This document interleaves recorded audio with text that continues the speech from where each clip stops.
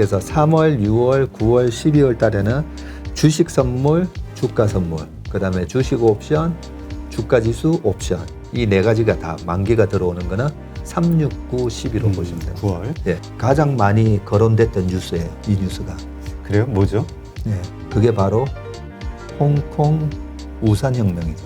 성장주의 먹은 부분을 쳐내면서 오히려 컨택 주식, 빠진 주식을 오히려 약간 물타기 해도 된다라고 생각합니다.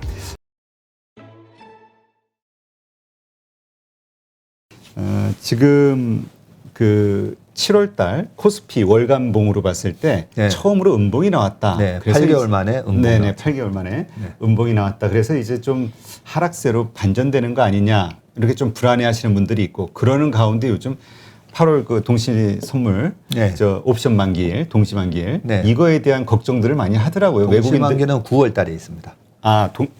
그러면 예. 둘째 주 8월 둘째 주 목요일에 있는 게 그냥 옵션 만기에. 예. 예. 그 3, 6, 9, 12로 보통 네 마녀의 이제 네. 만기가 돌아온다라고 보시면 되고요.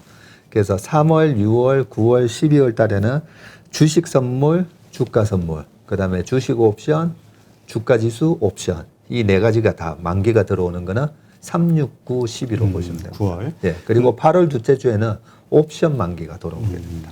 네. 그러면 이 옵션 만기 요새 워낙 외국인들이 선물 매도를 많이 해놨기 때문에 좀 불안해하는 분들이 있거든요. 그래서 8월에는 좀 현금 비중을 좀 높여야 되는 거 아니냐 네. 이런 생각을 하는 분들이 있거든요. 네. 개인적으로 지금은 현금 비중을 좀 늘려야 될 때라고 보시나요? 예, 현금 비중은 뭐 제가 올해 내내 최소한 30%는 들고 가시라고 늘 말씀을 좀 드리고 있고요. 그래 해야 내 포지션이 어떤가에 따라서 이제 관점이 달라지고 내 마음에 그런 어떤 주가 흔들림 현상에 내 마음이 편안한지 아니면 불안한지는 내가 결정하는 거거든요. 그런 차원에서 지금 3,200 이상의 구간에서는 현금을 그래도 계속 30% 이상 가지고 가실 필요가 있고요. 외국인이 선물을 많이 때려서가 아니라 우리나라 최근에 뭐 1년 동안 그 코로나 이후로 제가 뭐 오기 전에 이 말씀을 아마 물어보실 것 같아서 작년하고 올해 들어와서 올해 지금 개인이 그 코스피에서만 62조를 샀고요. 엄청나요, 많이. 네. 코스닥에서 한 9조 3천억 정도 사셨어요. 예. 그렇기 때문에 합쳐가지고 70조 넘는 주식을 개인이 사셨고요. 그러면 작년에는 얼마를 사셨냐라고 보면요. 뭐 작년부터 지금까지 다 합쳐서 코스피 110조 사셨고요. 코스피 110조 사셨고 코스닥 25조 샀었어요. 네. 아, 엄청 샀네요. 엄청 사셨죠. 그러면 총 135조라는 자금을 우리 개인분들이 사셨잖아요. 작년에 3, 4, 5월 달에 제가 뭐 계속 강세론을 얘기할 때마다 물어보시는 질문 중에 하나가 이렇게 개인이 사가지고 주가가 된 적이 있느냐. 예. 기관이나 외국인이 사야 되는 거 아니냐. 그런 질문들을 많이 하셨거든요. 네. 그럴 때마다 제가 말씀드린 게 누가 사든 게 중요한 게 아니라는 거죠. 기업의 가치가 있는데 완전히 대바겐 세일을 하고 있었죠. 작년에는. 그렇죠. 예. 우리의 기업이 이렇게 성장하는데 주가가 1,500포인트, 1,800포인트 뭐 이거는 대바겐 세일 구간이기 때문에 뭐 외국인이 사든 누가 사든 아무 상관없습니다. 그냥 주가는 제자리를 찾아가는 건데 자, 지금 어쨌든 개인이 많이 사셨잖아요. 그러면 외국인이 그동안에 최근에 외국인이 선물을 많이 때렸기 때문에 아무 상관없습니다. 아무 상관없고요. 개인 외국인의 선물은 그냥 단기 수급에는 좀 영향을 줄 수는 있는데 아무 상관이 없고요. 단지 제가 걱정하는 거는 대주주 과세 요건이 올해도 또 수급에 영향을 준다는 거죠. 뭐 변하진 않았죠. 10억. 네, 10억 그대로요. 10억 그대로인데 아니 10억 그대로니까 영향을 안 받는 거 아니야? 라고 생각하실 수 있잖아요. 그렇죠. 대주주 과세 요건에 대한 이 세금을 때리기 시작한 게 2011년 뭐 그 정도부터 시작이 됐는데요. 당시에는 50억 뭐 이런 식이었고요. 50억일 때도 그것도 한 종목입니다. 한 종목. 한 종목에. 한 종목으로 50억 이상 갖고 있는 경우에도 주가에 영향을 미쳤어요. 그 정도로 이 한 종목을 많이 들고 있는 슈퍼개미들이 많다고 보시면 됩니다. 뭐 슈퍼개미뿐만 아니라 뭐 대주주의 차명 계좌일 수도 있는 거죠. 예. 대주주의 차명 계좌일 수도 있는 거고. 그런 식의 대주주의 차명 계좌가 내부자 정보를 너무 잘 알잖아요. 그렇죠. 예. 그러면 회사가 이번에 큰 계약권을 따게 되니까 야, 차명 계좌로 샀다가 그리고 팔고 그러면 이 주식 시장의 그 시스템 신뢰가 무너지면서 이 주식 시장 시스템이 붕괴되거든요. 그런 부분은 미국 증권감독국에서도 철저하게 이 부분에 대해서 하는데 그렇기 때문에 대주주에 대해서 50억 이상 갖고 있는 사람, 40억 이상 갖고 있는 사람에게다가 이렇게 세금을 때리는 이유는 대주주들이 내부자 정보를 이용해서 장난치지 말라고 만든 법이에요. 그렇죠. 예, 그 법이 작년에는 3억으로 낮추려고 했었잖아요. 그렇죠. 그랬다 엄청난 저항이 부딪혀서. 예, 그 3억도 할아버지, 아빠, 엄마, 예, 다 합쳐서 3억이 넘으면 대주주로 삼성전자 다 합쳐서 3억 이상 들고 있으면 대주주니까 세금 내야 돼. 그것 때문에 이제 그나마 유예를 시킨 게 지금 10억인데 10억이면 카카오가 지금 연초 대비해 가지고 한 90% 올랐거든요. 그렇죠. 그러면 카카오를 9억을 사신 분이 18억이 되세요.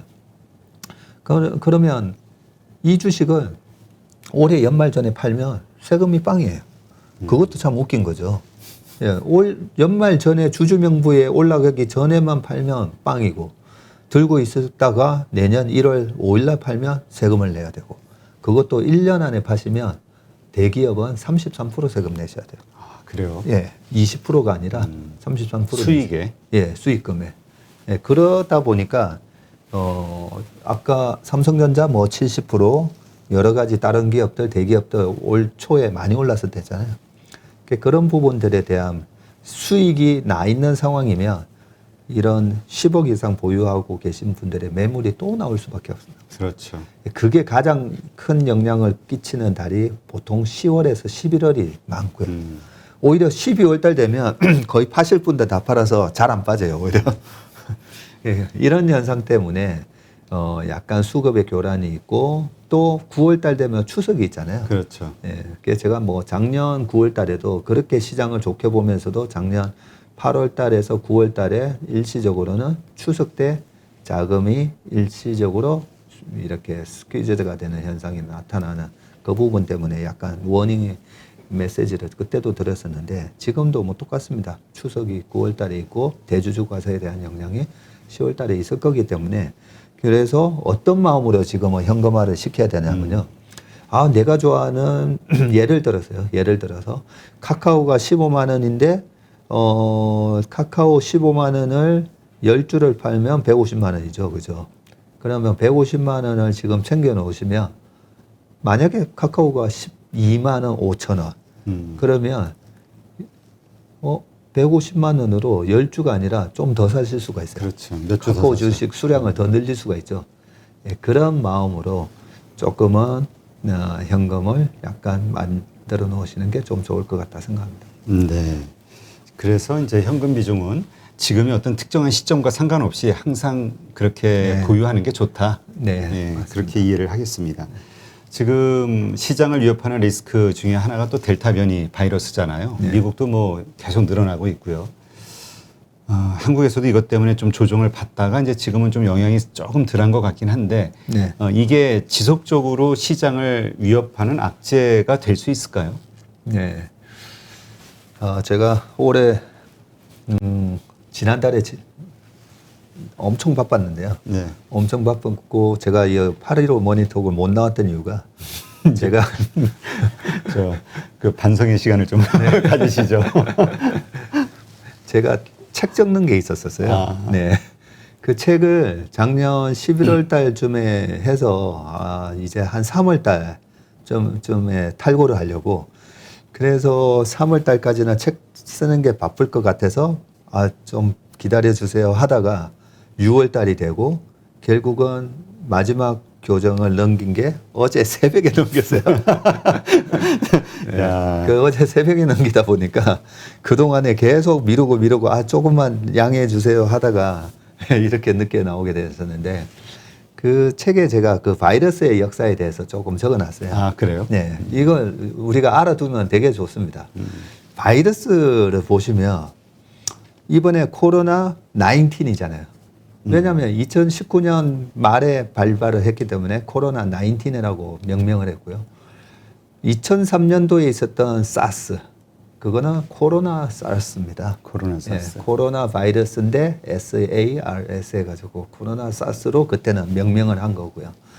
그 이후에 2009년도가 되면 신종 플루가 발생을 하는데 그거는 코로나 바이러스가 아니라 인플루엔자 바이러스예요.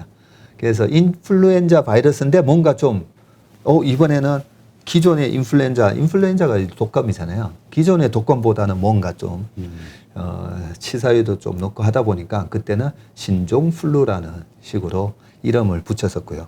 근데 2003년에 있었던 사스 이후에 딱 6년 만에 2009년도에 발발했고요. 그렇죠. 그리고 딱 6년이 지나니까 갑자기 2015년도에는 메르스라는 게 터져요. 네, 사스에서 메르스가 터졌는데 이 메르스 바이러스는 뭔가 봤더니 코로나 바이러스예요. 네, 코로나 바이러스였고 그 주기로 보면 2021년에 터졌어야 되는데 작년에 코로나 바이러스가 또 하나 또 터진 겁니다. 왜 1년 당겨졌을까? 이거는 그냥 재미로 들으세요. 왜 1년을 당겨지고 신종 플루는 미국에서 그때 터졌는데 이번에 코로나19 바이러스는 다 아시다시피 우한에서 터졌잖아요. 그렇죠. 왜 하필 우한에서 터졌을까? 그리고 그 우한 옆에 있는 우한 생명공학 연구소에서 나온 거다. 뭐 이런 얘기도 있잖아요. 그런 얘기가 있었죠. 예. 그러면 왜 우한에서 터졌을까? 작년 초 코로나가 터지기 전에 세계 여러 가지 정세에서 가장 제가 조금 과연 어떻게 될까? 이 사태가 어떻게 될까? 좀 걱정을 했던 부분이 있었는데 대표님 뭐였었죠? 재작년 말부터 작년 초. 네. 재작년 말부터 작년 초까지 하셨던 걱정. 예, 뭐 CNN이나 뭐 뉴욕 타임즈나 아니면 타임즈지나 아마 가장 많이 거론됐던 뉴스예요. 이 뉴스가. 그래요? 뭐죠? 네, 그게 바로 홍콩 우산혁명이죠. 아, 네. 홍콩 우산혁명이 뭐 난리였었죠. 이것 때문에 미국 의회에서 홍콩의 인권법 뭐 통과시킨다 뭐 하고 그 우산혁명이 이제 본국으로 이게 번지기 딱 직전에 중국 정부에서 그 심천이랑 거기에다가 장갑차랑 군대를 이제 실제로 배치까지 했었죠. 그렇죠. 예, 거기서 이제 트럼프가 얘기를 하죠. 군대 쓰지 마. 약간 이런 압박까지 들어가죠. 예, 그런 가운데 갑자기 우한 코로나 바이러스가 터졌고요. 그것 때문에 지금도 우산혁명 어떻게 되고 있는지 다 까먹으셨잖아요. 다 까먹고 작년 5월 달에 그 문제가 또 됐던 그 범죄인 봉국 송환법이 있었죠. 네. 이 범죄인 봉국 송환법이 되면 홍콩에서는 민주국가니까 홍콩에서야 뭐 재판을 제대로 해서 풀려날 수가 있는데 본국으로 중국으로 이제 끌려가면 어떻게 될지 모르니까 그것 때문에 더 이게 막 난리가 되는 불에 기름을 붓는 격이었었잖아요. 그렇죠. 그 봉국 송환법도 통과됐어요, 작년에. 작년 5월 말에 다 통과돼 버렸어요. 그래서 저는 약간 정치적으로 이용을 했다라는 좀 의심을 안 할 수가 없고요. 그리고 되게 웃기지 않습니까? 그렇게 우한에서 많은 사람들이 그다음에 막 죽고 나가는 모습에다가 천막이 쳐지고 거기서 어떤 청년이 여기는 지금 생지옥과 같은 상황입니다 했잖아요. 그랬죠. 그랬다가 봉국송환법 나오고 뭐 했던 한 작년 5월만 하더라도 보면 그 인민들 전부 다 나와서 놀고 있어요, 이제. 지금이 아니라 작년 4월 청명절 지나서부터 보면 다 뭐 놀고 있고 그리고 굉장히 시노팩이라는 빠른 백신이 개발되고 그죠. 그 백신에 이제 뭐 하여튼 뭐 그런 식으로 해서 예, 코로나 바이러스는 예, 그런 식으로 중국에서 우산 혁명을 잠재우는 역할도 했다. 예. 그 부분을 좀 생각해 보시면 이제 좀 길게 설명을 드렸었는데 델타 변이 바이러스. 그러면 델타 변이 바이러스는 작년 코로나가 터졌을 때랑 영국이 지금 영국 정부의 대응 방침이 완전히 다르죠. 그렇죠. 지금은 뭐 그냥 공개해 버리잖아요. 네. 저 다 지금은 시장을 열고. 뭐 하루 3만 명 괜찮아. 뭐 3만 명에서 5만 명 나도 이 정도 치사율 fertility rate라고 해가지고 그죠? 이 정도 치사 0.1% 아니 이 정도면 일반 감기랑 비슷한데 아니 괜찮아. 그냥 우리 사회적 거리두기 안 하고 이거는 그냥 가서 0.1%니까 그냥 집단 면역으로 가겠다는 거죠. 그렇죠. 완전히 다른 지금 정책을 쓰고 세계가 그걸 주목을 하고 있죠. 델타 변이 바이러스가 그러면 어떤 결과가 나오는지 주목을 하고 있는데 요 델타 변이 바이러스 나오기 전 작년 10월, 11월, 12월, 올 1월까지 2차 팬데믹이 가장 심했을 때예요. 가장 심했던 11월, 12월, 1월까지 주가는 완전히 랠리였죠. 그랬죠. 미국 주가뿐만 아니라 우리나라 시장이 이 3천을 돌파하는 그 모멘텀은 2차 팬데믹이 어마어마한 시점에서 나왔다라는 걸 우리가 기억을 할 필요가 있습니다. 그래서 바이러스가 문제가 아니네. 뭐가 문제였었죠? 그 주가를 이끌어 올렸던 거는 실적이었어요. 어닝. 실적이었지. 그 바이러스 때문은 아니었다. 그렇다면 우리가 이제 답이 나옵니다. 지금 델타 변이 바이러스. 아니 작년 처음에 발발했던 것보다 훨씬 치사율도 떨어지고 지금 미국의 차트를 제가 보고 왔거든요. 미국에 지금 다시 델타 변이 바이러스에 의한 확진자 수는 늘어나는데 치사율은 계속 이렇게 떨어지고 있어요. 네, 그래서 우리가 이런 얘기 많이 하잖아요. 아, 다음에 코로나 이런 작년 2020년 코로나 상황 같은 상황이 내 인생에 한 번 더 오면 그때는 나는 진짜 주식 지를 거야 라고 얘기하셔놓고 델타 변이 바이러스라는 게 딱 터지니까 여기서 손절해야 되지 않습니까? 네, 지금 갖고 있는 주식 손절했다가 밑에서 나중에 다시 사는 게 낫지 않습니까? 라는 얘기는 작년 3월 달에 우리나라 그런 좋은 주식들, 미국의 좋은 주식들을 손절을 하고 1100 정도 가면 다시 사야지. 아니면 S&P 500이 2200 빠졌는데 1800 정도 가면 다시 살까? 이런 생각하고 다를 바가 하나도 없습니다. 그래서 너무 걱정하지 말자. 그렇군요. 그렇다면 지금 뭐 일각에서 이런 얘기도 있어요. 최근에 리오프닝에 대한 기대감으로 그 우리 소위 콘택트 경제 관련주들이 이제 떠올랐었잖아요. 네. 뭐 오버슈팅했다는 논란도 있었지만 그런 것들이 다시 조정을 받고 있는 이 시점, 코로나 걱정 때문에 그런 주식을 사야 되는 거 아니냐라고 얘기하시는 분들도 있고, 그래도 그 뭔가 성장주 쪽, 예, 이런 쪽으로 가야 되는 거 아니냐. 그러니까 하여튼 항상 이 논란이 있죠. 어떤 주식이 더 지금 시점에 좋을 것이냐. 어떻게 보세요? 네. 거기에 대한 정답도 작년 우리가 시장을 한번 생각해 보면 답이 다 있어요.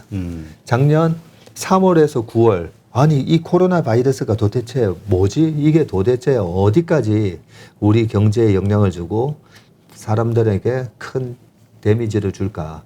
거기에 대해서 우리가 잘 모를 때는 성장주가 3월부터 9월 달까지 그 BBIG라는 주식들이 올랐잖아요. 걔네들만 올랐잖아요. 예. 그러고 나서 9월부터 올 초까지는 차정 장세가 왔었죠. 예, 좀 전에 말씀드렸던 대한유화, 금호석유 이런 것들이 막 다 4배, 5배씩 어떤 기업은 10배씩 오른 것도 있죠. 그렇기 때문에 지금도 약간 델타 변이는 작년 바이러스의 한 10분의 1 정도 충격에 뭐 10분의 1 되려나 모르겠는데요. 하여튼 뭐 그 정도의 똑같은 현상이 지금 비슷하게 일어나고 있어요. 최근에 이제 성장주가 막 미국 시장도 그렇죠. 그동안에 이래 힘을 못 쓰던 성장주들이 뭐 쭉 올라오고 반면에 컨택 주식들은 다시 반등을 하다가 다시 30불 같은 주식이 20불까지 빠지고 그렇잖아요. 그러면 여기서 어떻게 해야 되냐면 저는 요 델타 변이 바이러스도 작년과 똑같은 상황이 반복된다고 보거든요. 그러면 하반기, 내년 상반기까지는 컨택 주식 비중을 저는 다시 한 60에서 70%로 올리고 성장주 비중을 30%로 저는 점점 성장주가 오를 때마다 낮추어 나가는 우리가 계속 제가 바벨 전략을 말씀드렸었기 때문에 5대5 비중이었으면 지금 컨택 주식은 빠지고 성장주가 오히려 올라가면서 그렇죠. 한 6대4, 7대3까지도 됐을 거예요. 그러면 여기서는 성장주의 먹은 부분을 쳐내면서 오히려 컨택 주식, 빠진 주식을 오히려 약간 물타기 해도 된다라고 생각합니다. 근데 이 컨택 관련 주식들도 참 섹터가 다양해가지고 네. 뭐 항공 쪽 좋게 보시는 네. 분 있고 화장품 쪽 그렇죠. 좋게 보시는 분 있고 여행주 예. 전무님은 어느 쪽을 좀 좋게 보세요? 컨택트 관련주에서는? 그 얼마 전에 하이투자증권의 조익재 연구원이 이런 얘기를 하더라고요. 우리가 언택 상황에서도 우리가 구매는 다 할 수 있었잖아요. 그렇죠. 네, 쿠팡을 이용하든 네이버 전자상거래를 이용하든 아마존을 이용하든 그걸 이제 우리가 재화라고 그러죠. 손에 잡히는 그 재화 구매를 할 수가 있었는데 몸이 직접 가서 해야 되는 서비스업, 네, 우리가 가서 실제로 즐길 수 있는 그런 서비스는 어떻게 할 수가 없었잖아요. 그렇죠. 네, 그런 측면에서는 같은 컨택이라도 서비스 업종, 네, 그쪽이 훨씬 더 이 YOY 기준으로 보면 우리가 이제 내년을 생각하면서 투자하셔야 되거든요. 내년 8월, 내년 7월에는 YOY로 뭐가 가장 고성장이 나올까라고 보면 방금 항공 말씀하셨듯이 여행 등등. 그래서 저는 이 여행과 관련된 업종들이 너무 좋아 보여요. 아, 그래요? 네, 지금 주식시장하고는 완전 다른 얘기죠. 근데 지금 많이 올라서 네. 그러니까 실적도 없고 돈도 다 까먹고 네. 그럼에도 불구하고 주가가 많이 올랐잖아요. 네. 그럼에도 현재 시점에서도 좋게 보시나요? 지금 아니면 고점 대비 30% 많이 빠졌습니다. 이번에 델타 변이 바이러스 때문에. 델타 때문에? 네. 알겠습니다. 하여튼 잘 참고하시고 예, 또 이 콘택트 관련주 관심 있으신 분들은 예, 잘 스터디 한번 해보시면 좋겠네요. 내년 8월 달에 한번 이때를 다시 한번 우리가 생각하면서 그죠? 여름에. 대표님이 다 적어 놓으세요. 알겠습니다. 아니 저도 근데 그렇게 됐으면 좋겠어요. 네. 에어비앤비를 갖고 있어가지고. 아, 그러시군요. 네.